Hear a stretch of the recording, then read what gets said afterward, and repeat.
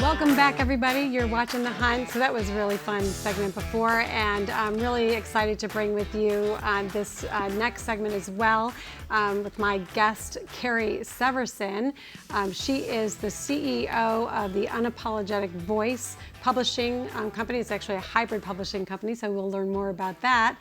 And she is the author of the new book, Unapologetically Enough: Reshaping Success and Self-Love. I'm so excited to talk to Carrie about this. So welcome to the show, Carrie. Thanks for having me. Yes, this is such a treat. First of all, congratulations. Thank well you. done. Thank you. Super. This is a big accomplishment on so many levels. Thank you. I appreciate that. It was 8 years in the making, so I appreciate it when people say that. Truly fascinating. So let's share with the audience just a little bit more about the publishing, Unapologetic Voice Publishing. So can you talk a little bit about that and what hybrid publishing means? Sure. Hybrid publishing is a blend between traditional and self-publishing. I actually started the Unapologetic Voice House because I couldn't get picked up by a literary agent. I wrote this book over the course of 8 years, and while I was writing it, I was pitching agents left and right, close to 100 agents. And I would get these beautifully written rejection letters. Like, it kills me to have to say this to you, but I love the work so much. And it is a lot like Eat, Pray, Love, or a lot like Daring Greatly. But because you don't have Elizabeth Gilbert's platform size or Brene Brown's numbers, I have to pass. And so I used that pivot in life to create a hybrid publishing house myself. So we have... First of all, I want to stop you right there because I think that is such a great trait. Instead of just throwing in the towel, you said, you know what, that's fine. Appreciate your feedback. Pivot, but yeah. You know what? I'm still going to do this, and I'm going to do it my way. Yeah. At least get it done, right? Amazing. Yep. Yeah. Pivot. Yeah. So hybrid publishing takes the traditional aspect of publishing where you have a distribution team and they're out talking to bookstores and retailers about your work. We can do large print runs. We can do small print runs. We do that. And then it also takes the aspect of self-publishing where the authors own the rights to the work. They're ingrained in the process of the editing, the design. They get final say in all those pieces where traditionally authors don't. And then there is an upfront investment. And so I put together a team of people. I run my business a lot like an agency where I find the right fit of an editor, the right designer for each piece of work. And then we have all these like a la carte opportunities where, putting a book onto the world does need a lot of marketing. That's just where we're at. There's a lot of noise in the marketplace, and you need to have a consistent message that is out there, not just in pre-sale, not just during your launch, but for the long run. And so we do offer, a number of services that authors can partake in. And so that's really what hybrid publishing is. It takes all the things that you do if you're self-publishing and blends it with the traditional aspect of the distribution channel. And that's where my business fits in. Yeah, this is I think a segment or a space, if you will, that has really changed over the years, right? And the internet was a game changer because anybody really could be an author or a writer, hence blogs and vlogs and all those things, right?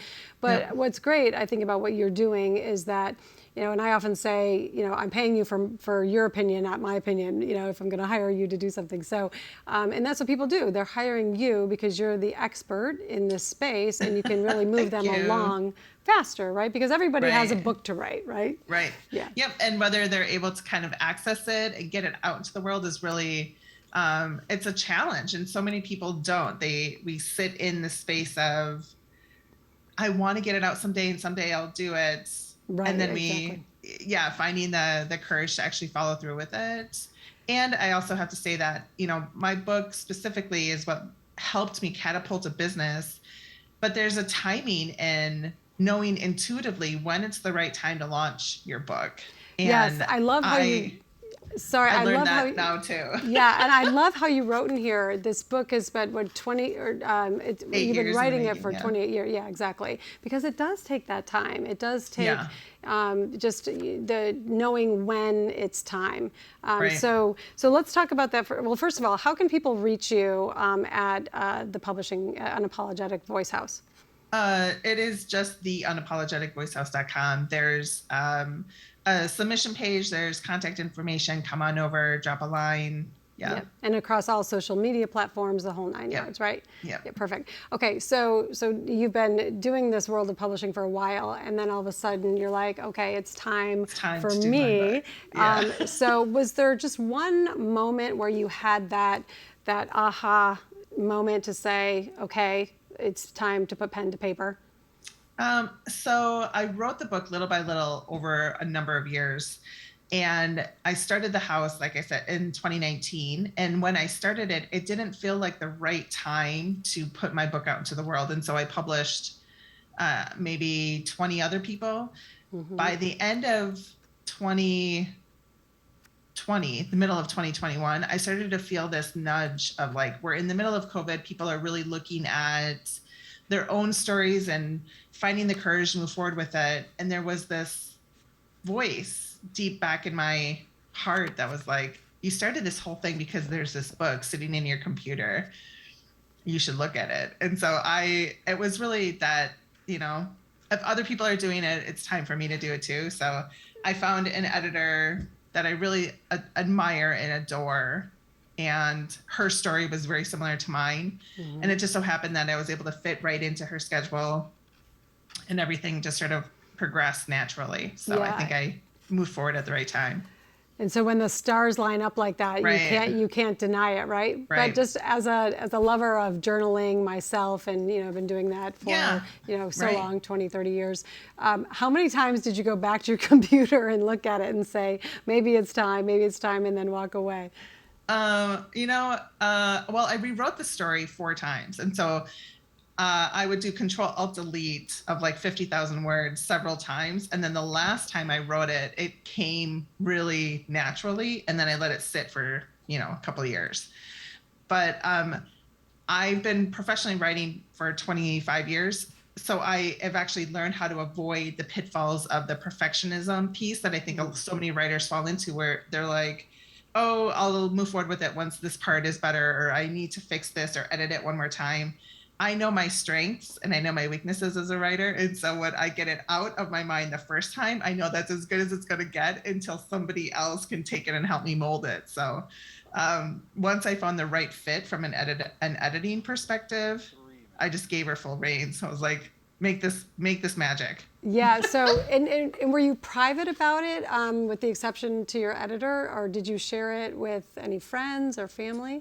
I shared it with advanced readers once it was edited for what I thought was the final time. But nothing along the way? Nothing? No. Not even snippets? No. I shared it with advanced readers, not my family, but like strangers that I thought would be my target audience. Mm-hmm. And they gave me feedback. A couple of them were like, I didn't really like how it ended. And so I took that to heart. Actually, at first I was like, I'm done. I can't do it. I can't do this anymore. I have to get it out. I can't go back and write it. Because when you're in the editing space, it's a very different headspace and emotional space than when you're writing it for the first time. But I gave myself, a night's sleep, woke up the next day after getting some like disappointing advanced readers response of like they were unsatisfied with how it ended, and turned to my husband and said, I've got to go to Wisconsin for 10 days to finish the book. So I got a round trip ticket. I, hibernated in my childhood hometown, which is where I wrote the rest of the book. So it was very important for me to finish it there. So you touched on just the vulnerability, and I want to dive into that with you in a minute. But you touched on just, it does take courage and vulnerability to share these very personal feelings and thoughts, right? Yeah. And so when you were getting the feedback, was there ever a moment where it was just like, no, I'm not interested in doing this? When they were like, they really wanted me to go into a little bit more of my love story.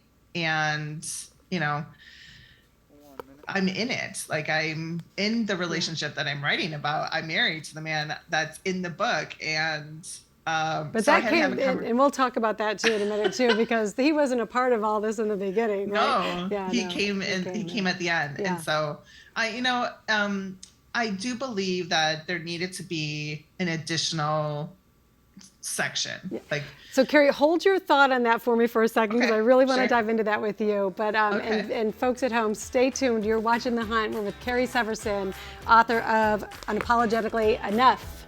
See you in a minute.